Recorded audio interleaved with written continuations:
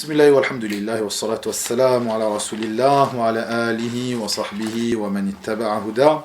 Amma ba'du fa cette nuit, la nuit du 15 de Rabi'an al-Akhir de l'année 1443 après la hijra de notre prophète Muhammad sallallahu alayhi wa sallam, je fais la traduction approximative de ce cours très bénéfique qui nous a été dispensé par notre cheikh Khalid Uthman hafidahullah ta'ala Abu Abdil A'la al-Misri hafidahullah ta'ala wa ra'ah, sur l'explication du livre Mawahib al-Mannan de As-Sultan Muhammad al-Thalith, Muhammad ibn Abdillah al-Alawi. Muhammad al-Thalith, donc ce savant gouverneur du Maroc, rahimahullahu ta'ala, qui a écrit ce livre très profitable, Mawahib al-Mannan. Nous sommes arrivés ici à la 11e assise avec notre cheikh qui, Hafidahullah, donne du temps pour les élèves, les étudiants en sciences. Et je retranscris ici ces paroles, le résumé de ces paroles lors de son explication de ce cours qui nous a été prodigué il y a 2 jours.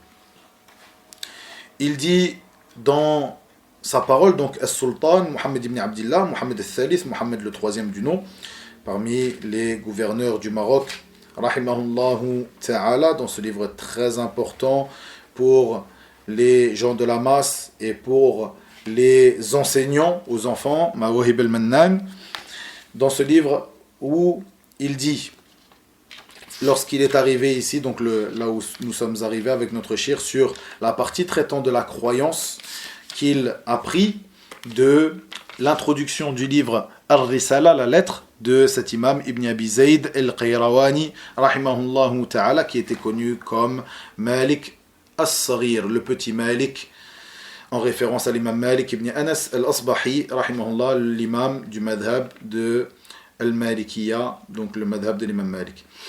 Ce grand savant Ibn Abi Zayd al-Qayrawani, qui est mort en 386 de l'Hégire, rahimahullahu ta'ala. Il dit, donc dans cette partie qu'a nommé Sultan Muhammad ibn Abdillah, selon ce qu'a nommé donc Ibn Abi Zayd dans son introduction de son livre Ar-Risala, qui est un livre, comme je le rappelle, qui est un livre, un recueil jurisprudentiel selon l'avis du madhab de l'imam Malik, par lequel il commença une introduction traitant de la croyance, de ce que certains appellent le fiqh al-akbar, puisque c'est un livre de fiqh, donc de jurisprudence, et ici de la grande ou de la plus haute, de la plus importante jurisprudence, al-fiqh al-akbar, donc al-aqida, la croyance. Nous voyons ici l'importance que portent les savants de la sunna à la croyance, qui est la base de notre religion. Il dit, donc, Ibn Abi Zayd, et ce titre est le titre qui a été rapporté par l'imam Muhammad ibn Abdillah, il dit le chapitre de ce que les langues prononcent et ce que les cœurs croient parmi les croyances obligatoires, selon ce qui a été rapporté dans le livre d'Ibn Abi Zayd, de l'imam Ibn Abi Zayd, rahimahullah ta'ala. Nous sommes arrivés à cette partie dans le cours où il dit, rahimahullah ta'ala,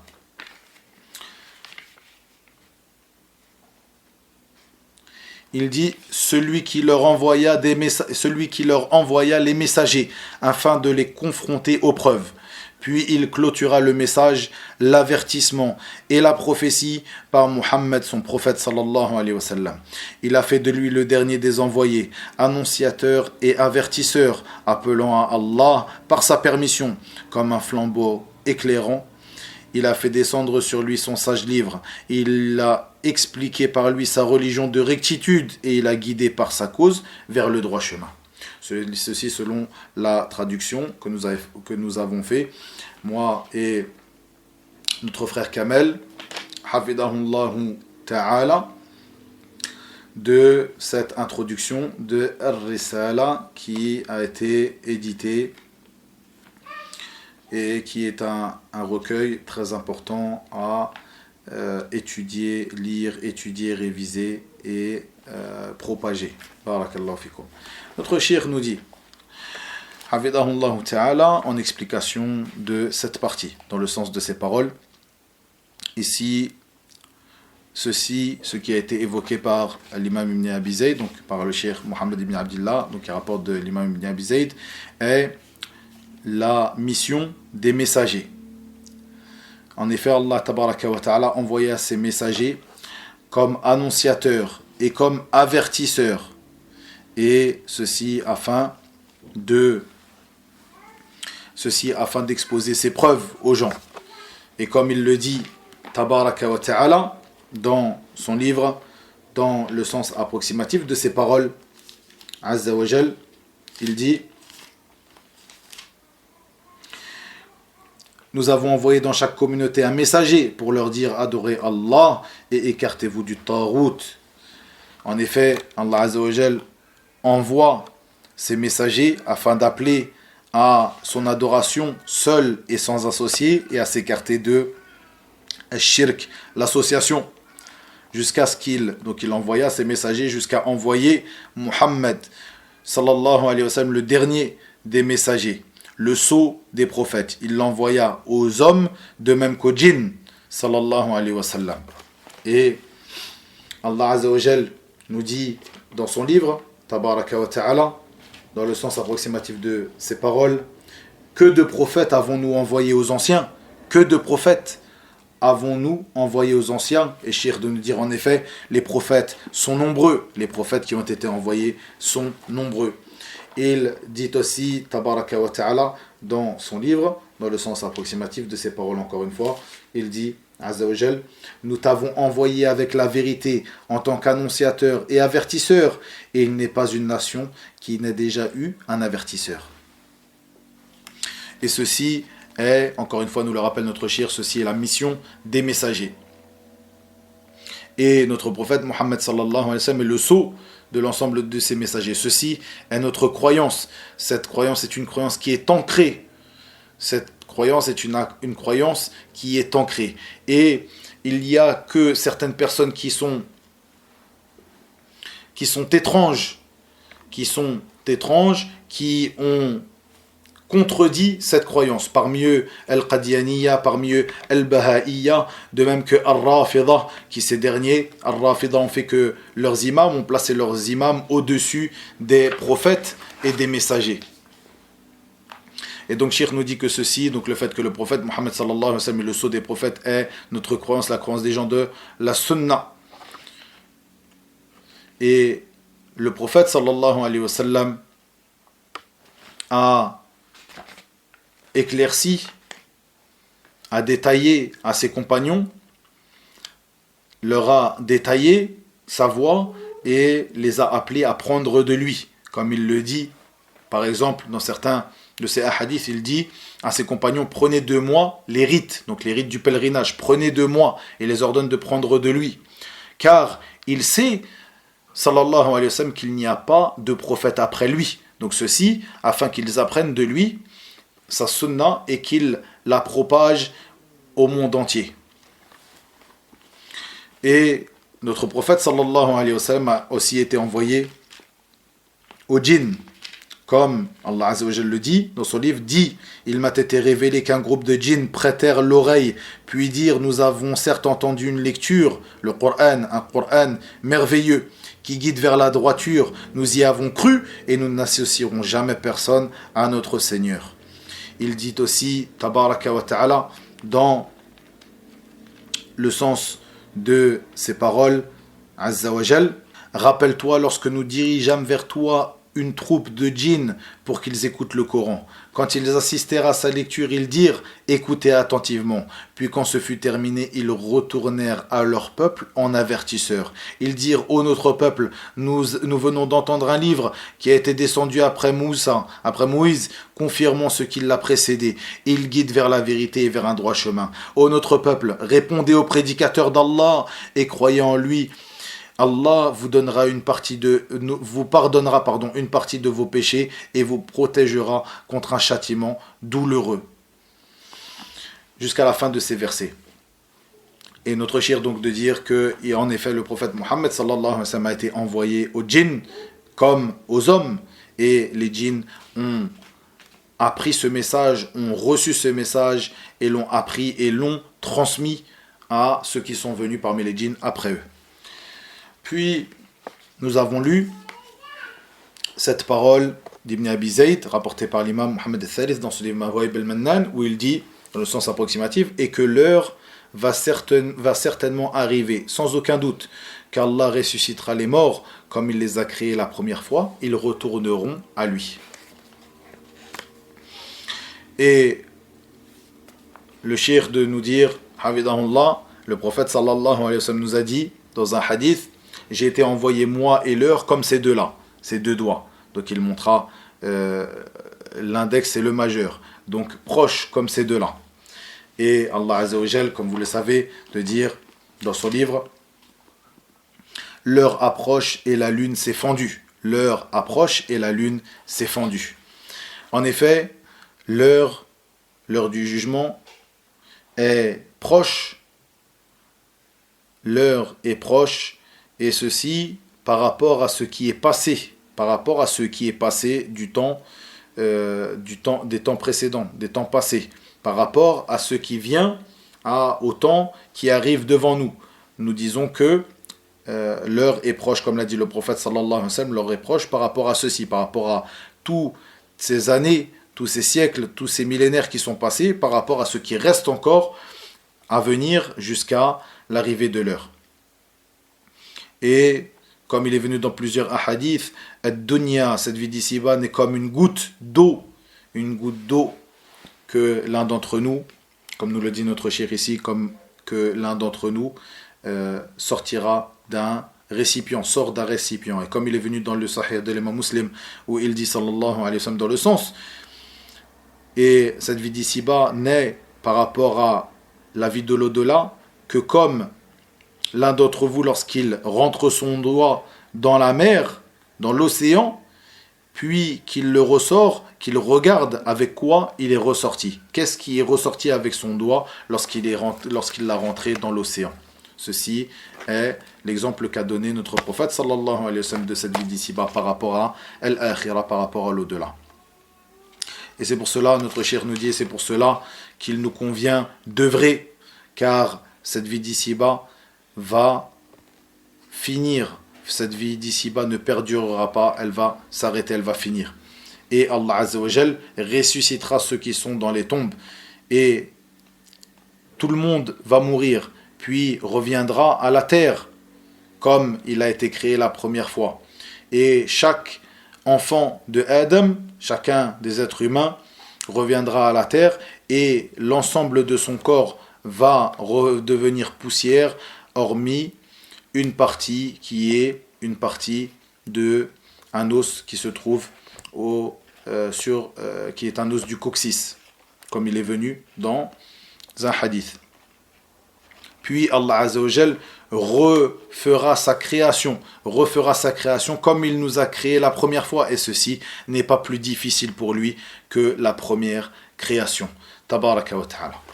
Puis j'ai lu cette partie où il dit rahimahullah ta'ala, et qu'Allah subhanahu wa ta'ala a multiplié les bonnes actions pour ses serviteurs croyants. Il leur a pardonné par le repentir les grands péchés, et il leur a pardonné en s'éloignant des grands péchés les petits péchés. Il a fait que celui qui ne s'est pas repenti des grands péchés se retrouvera sous sa volonté. Tabaraka wa ta'ala. Certes, Allah ne pardonne pas qu'on lui donne des associés, à part cela, il pardonne à qui il veut. Celui qu'Allah châtie par son feu, il l'en sortira par sa foi et le fera entrer dans son paradis pour sa foi. Quiconque fait un bien, fût-ce du poids d'un atome, le verra. Il fera aussi sortir du feu par l'intercession du prophète sallallahu alayhi wa sallam ceux en faveur de qui il intercédera parmi les membres de sa communauté qui ont commis des grands péchés.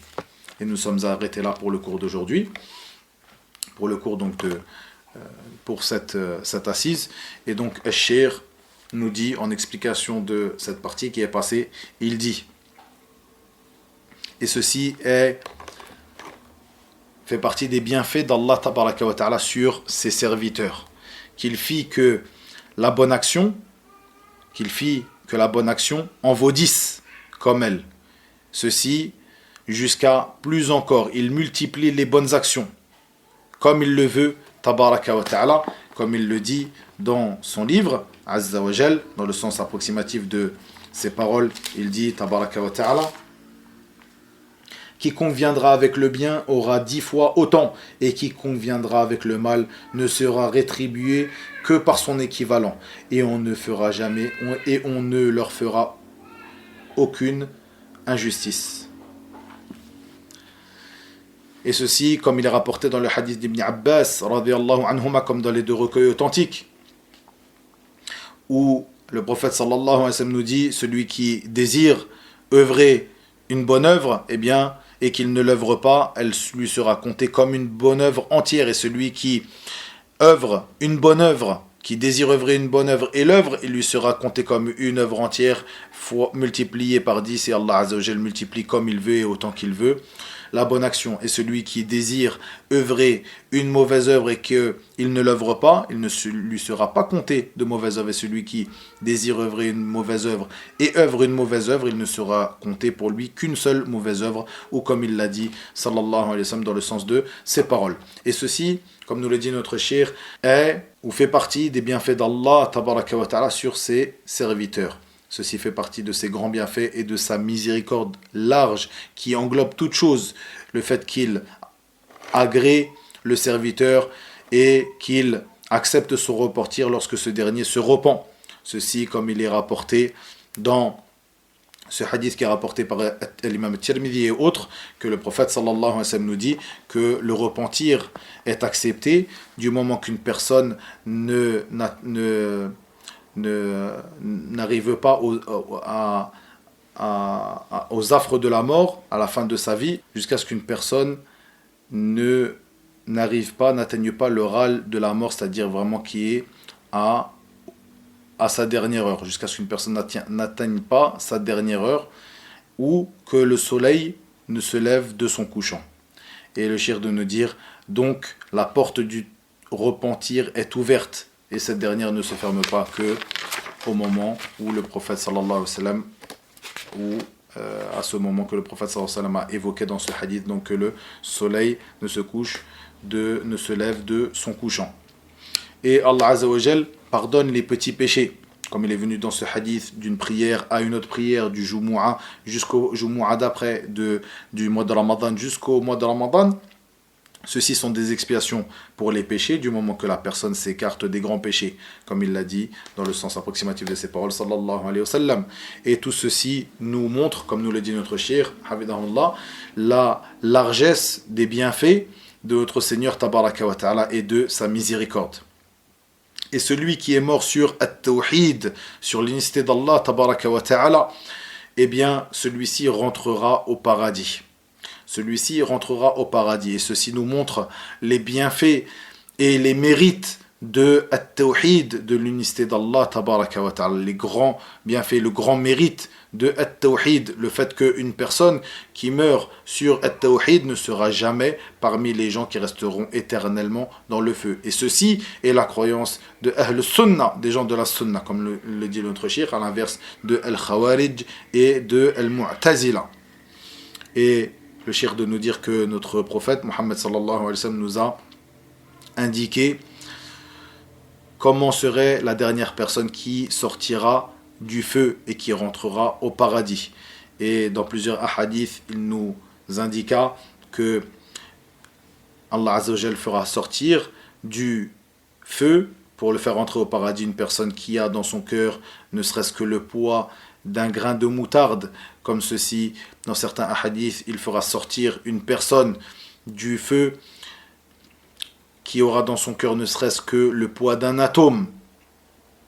Et autre que cela, parmi ces hadiths, des hadiths qui montrent l'intercession que possède le prophète sallallahu alayhi wa sallam, de même que autre que lui, cette intercession qu'il a, donc ces différentes intercessions, parmi ces intercessions, l'intercession que Allah Azza wa Jal lui octroie ou lui accorde pour les gens de sa communauté qui auront commis des grands péchés.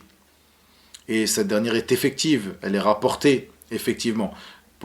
Notre prophète sallallahu alayhi wa sallam se voit accorder cette intercession, de même que les anges, de même que les croyants, et Allah Azza wa Jal sort du feu qui il veut. Ceci après que l'ensemble de ceux qui auront pu intercéder, qui se seront vus accorder l'intercession, auront intercédé, l'ensemble d'entre eux aura intercédé. Encore après cela, Allah Azza wa Jal fera miséricorde à qui il veut, et il sortira qui il veut du feu, et ceci quels que soient ses péchés, du moment que cette personne meurt sur At-Tawhid, l'unicité d'Allah, tabaraka wa ta'ala. Et ceci après que cette personne ait passé le temps que Allah Azza wa Jalla a voulu qu'il passe dans le feu et qu'il ait expié ses fautes et qu'il ait été châtié pour ses fautes dans le feu. Allah Azza wa Jalla, par sa grande miséricorde, le fera sortir du feu vers le paradis. Et ici s'arrête le 11e cours de notre série de cours avec notre cher Cheikh Khalid Abou Abdel A'la Hafidahullah Ta'ala sur l'explication de ce livre Mawahib al-Mannan. Et le prochain cours sera le mois prochain, Inch'Allah Ta'ala. Wa ilahuna wa billahi tawfiq. Wa sallallahu wa sallam wa barak ala nabiyyina Muhammad. Walhamdulillahi Rabbil Alamin.